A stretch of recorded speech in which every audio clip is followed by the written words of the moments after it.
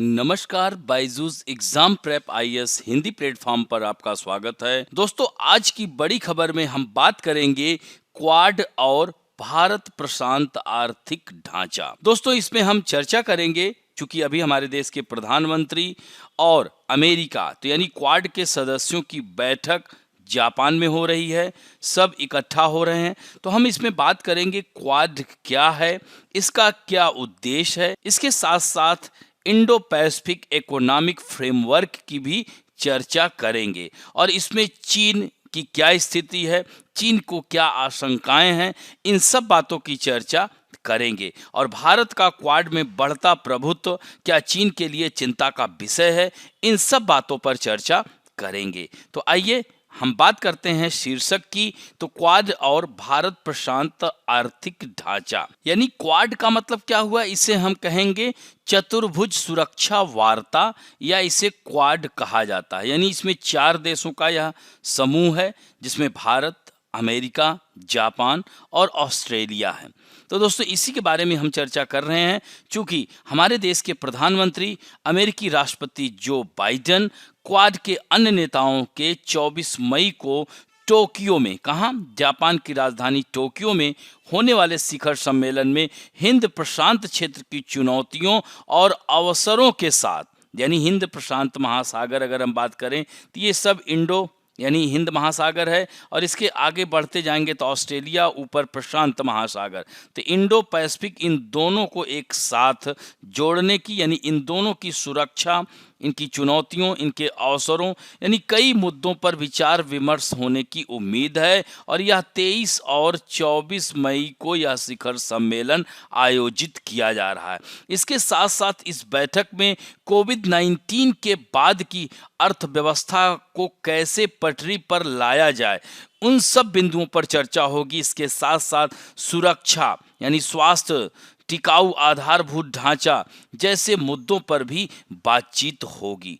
दोस्तों, रूस यूक्रेन संघर्ष के बीच में यह शिखर सम्मेलन बहुत मायने रखता है। दोस्तों, अब यहाँ पर बात यही आती है कि ये क्वाड है क्या। तो आप लोगों को पता होगा कि 26 दिसंबर 2004 को जब सुनामी आया था, तो सुनामी के बाद भारत, जापान, ऑस्ट्रेलिया और अमेरिका ने आपदा राहत प्रयासों में सहयोग करने के लिए एक अनौपचारिक गठबंधन बनाया था। और 2007 में जापान के तत्कालीन प्रधानमंत्री शिंजो आबे ने गठबंधन को चतुर्भुज सुरक्षा वार्ता या क्वाड के रूप में औपचारिक रूप दिया था। दोस्तों, क्वाड को एशियन आर्क ऑफ डेमोक्रेसी स्थापित करना था, लेकिन इसके सदस्यों के बीच में सामंजस्य की कमी थी और यह आरोपों से बाधित था कि यह समूह चीन विरोधी ब्लॉक से ज्यादा कुछ नहीं था। तो इस तरह से बड़े पैमाने पर समुद्री सुरक्षा पर आधारित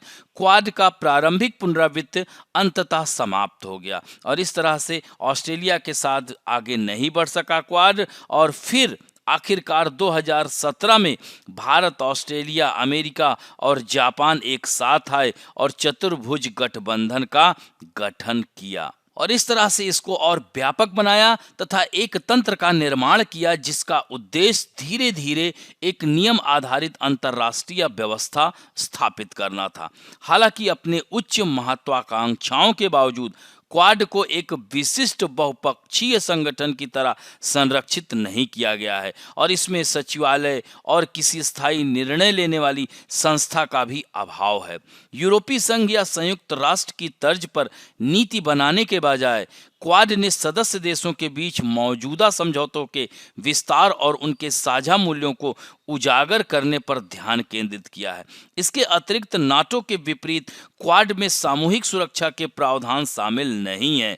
इसके बजाय एकता और राजनयिक एकजुटता के प्रदर्शन के रूप में संयुक्त सैन्य अभ्यास आयोजित करने का चयन किया जाता है। दोस्तों, 2020 में अगर हम बात करते हैं, 2020 में भारत, अमेरिका, जापान मालाबार नौसैनिक अभ्यास का विस्तार कर ऑस्ट्रेलिया को भी पहली बार इसमें शामिल किया गया था और मार्च 2021 में क्वाड नेताओं ने वस्तुतः मुलाकात की और बाद में the spirit of the quad शीर्षक से एक संयुक्त बयान भी जारी किया। तो इस तरह से यह तो था क्वाड।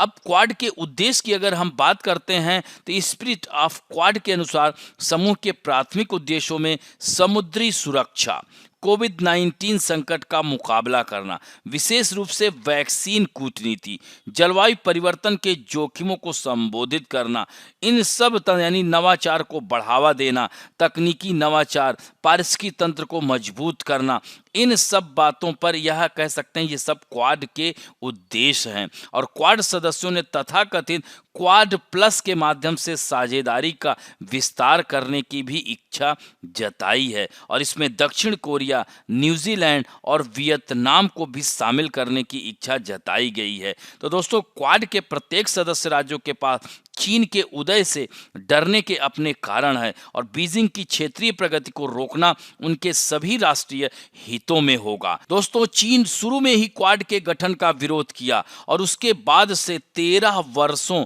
में बीजिंग की स्थिति नहीं बदली है। 2018 में चीनी विदेश मंत्री ने क्वाड को शीर्षक हथियाने वाले विचार के रूप में संदर्भित किया और इस साल की शुरुआत में संयुक्त बयान जारी करने के बाद चीनी विदेश मंत्रालय ने समूह पर एशिया में क्षेत्रीय शक्तियों के बीच खुले तौर पर कलह को भड़काने का आरोप लगाया। बीजिंग चीन को घेरने की एक बड़ी रणनीति के हिस्से के रूप में क्वाड के अस्तित्व को देखता है और उसने समूह के साथ सहयोग करने से बचने के लिए बांग्लादेश जैसे देशों पर दबाव डाला है। तो क्या ऐसे में बांग्लादेश और चीन के बीच संबंधों में कटुता आ सकती है? क्वाड के प्रत्येक सदस्य को दक्षिण चीन सागर में चीन की कार्रवाइयों और one belt one road project जैसी पहलों के माध्यम से अपने प्रभाव क्षेत्र का विस्तार करने के प्रयासों से खतरा है। तो अमेरिका लंबे समय से चीन के साथ वैश्विक प्रतिस्पर्धा के बारे में चिंतित है और लगातार अमेरिकी राष्ट्रपतियों ने यह सुनिश्चित किया है कि चीन का उद्देश्य अंतर्राष्ट्रीय नियम आधारित व्यवस्था को खत्म करना है। इसी तरह से जापान और ऑस्ट्रेलिया दोनों दक्षिण और पूर्वी चीन सागर में चीन की बढ़ती उपस्थिति को लेकर चिंतित हैं। तो ऑस्ट्रेलिया के लिए विशेष रूप से बीजिंग के साथ संबंध 2018 में ऑस्ट्रेलिया द्वारा विदेशी हस्तक्षेप कानून पारित करने के बाद काफी कमजोर हो गया, जिसका चीन ने कैनबरा में व्यापार को प्रतिबंधित करके जवाब दिया। तो इस तरह से चीन के साथ भूमि सीमा साझा करने वाले एकमात्र क्वाड देश के रूप में भारत भी बीजिंग से उचित रूप से सावधान है, लेकिन तनाव को फैलने देने के लिए अनिच्छुक भी है। तो दोस्तों, इस तरह से कह सकते हैं कि भारत के क्वाड देशों के साथ रिश्ते ने चीन को टेंशन में डाल दिया है। चीन को भारत अमेरिकी दोस्ती से दिक्कत है, लेकिन अमेरिका पाकिस्तान की दोस्ती से कोई परेशानी नहीं है।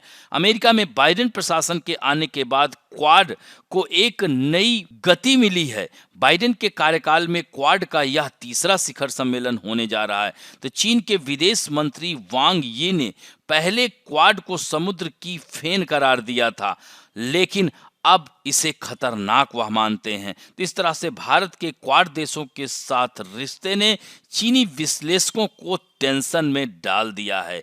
भारतीय सेना और अमेरिका के बीच रिश्ते को एक बड़ा खतरा मान रहे हैं चीन के लोग। तो इस तरह से चीनी विश्लेषकों का कहना है कि भारत लद्दाख में चल रहे तनाव का इस्तेमाल अमेरिका के साथ सैन्य सहयोग को बढ़ाने में कर रहा है और अमेरिका ने भी भारत और रूस की दोस्ती को मान लिया है और जानता है कि इसे एक झटके में खत्म नहीं किया जा सकता। वहीं भारत और चीन के बीच प्रतिस्पर्धा अभी जल्द खत्म नहीं होने जा रही है। चीन सीमा विवाद को सुलझा सकता है, लेकिन वह भारत के खिलाफ अपने एकमात्र रणनीतिक लाभ को खोना नहीं चाहता। वहीं भारत और क्वाड देशों के बीच रिश्ते और ज्यादा मजबूत होते जा रहे हैं। दोस्तों, इसी में हम बात कर रहे हैं इंडो पैसिफिक इकोनॉमिक फ्रेमवर्क की। तो दोस्तों, दुनिया की दो सबसे बड़ी आर्थिक महाशक्तियों अमेरिका और चीन के बीच लंबे समय से शहमात का खेल चल रहा है। तो चीन के बढ़ते दबाव पर लगाम लगाने के लिए अमेरिका अब एशिया में एक नया इकोनॉमिक फोरम बनाने की दिशा में आगे बढ़ रहा है। अमेरिकी राष्ट्रपति जोसेफ बाइडेन जल्द ही टोक्यो के जापान के प्रधानमंत्री किशिदा फूमियो के साथ Indo Pacific economic framework launch करने जा रहे हैं। अब भारत को भी इसमें शामिल होने का न्योता दिया जा सकता है, क्योंकि इस समय हमारे देश के प्रधानमंत्री नरेंद्र मोदी के सामने यह Indo Pacific economic framework launch किया जाएगा। ऐसे में हो सकता है कि भारत भी इसमें शामिल हो। लेकिन अब सवाल यही है कि क्या भारत इसमें शामिल होगा?